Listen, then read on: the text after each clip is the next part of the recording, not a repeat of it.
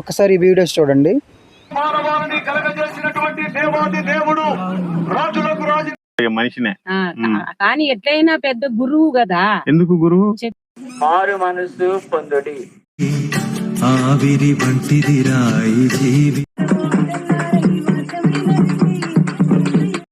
నీ పాపాలన్నీ కూడా ఆయన పైన వేసుకొని ఆయన సిలువ మరణము పొందుకుని ఈ లోకంలో ఏ మనుషుడు.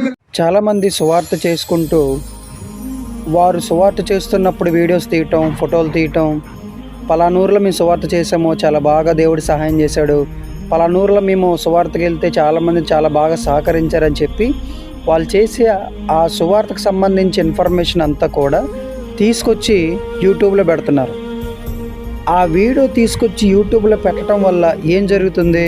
ఆ ఏరియాలో ఉన్న వ్యక్తికి, అక్కడున్న ఊరిలో ఉన్న వ్యక్తికో లేకపోతే మతోన్మాదులకో ఇలాంటి వారికి వీళ్ళు సువార్త ఆపటం లేదు, సువార్త కంటిన్యూ చేస్తున్నారు, పలానా ఊరిలో చేస్తున్నారు కాబట్టి ఆ ఊరిలో కొంతమంది మనం పెట్టాలి, ఇంకే ఊరిలో చేస్తున్నారో ఆ ఊరిలో మనం కొంతమందిని పెట్టుకొని ఇంకా సువార్త అనేది జరగకుండా మనం ప్లాన్ చేయాలని మనమే వాళ్ళకి ఇంటిస్తున్నాం.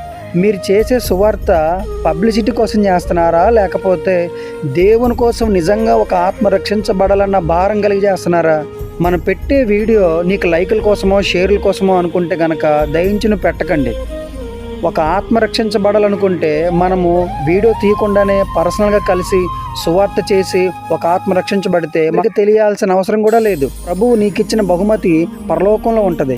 ఏ ఏ ప్రాంతాలకు వెళ్తున్నారు, ఎక్కడెక్కడ పంచుతున్నారు, ఏ ఏ ఊరు ముందుగా వెళ్తున్నామని ఇన్ఫర్మేషన్ అంతా తీసుకొని మీరు యూట్యూబ్లో పెడితే ఇది మతోన్మాదులకు ఈ సువార్తను అడ్డగించాలనే ప్లాన్లో ఉన్న వారికి మీరే అవకాశాలు మీరే ఇస్తున్నారు. సో అందుకే ఆ ఊరిలో ఉన్నవారిని అలర్ట్ చేస్తున్నారు. మీరు చేసి వెళ్ళిపోయిన తర్వాత రెండోసారి ఎవరూ రాకుండా, ఎవరూ సువార్త చేయకుండా ఈ ఫొటోస్ వీడియోస్ పెట్టడం వల్ల నాకేం లాభం? నేను చేయాల్సింది దేవుడికి నాకు మధ్యన కదా ఉండాలి. ఈ వీడియోస్ పెట్టేవాళ్ళు, ఫొటోస్ పెట్టేవాళ్ళు మీరు లైకుల కోసమో షేర్ల కోసమో ఈ వ్యక్తి అంత చక్కగా సువార్త చేస్తాననే పేరు సంపాదించడానికి కాదు మీరు సువార్త చేసేది.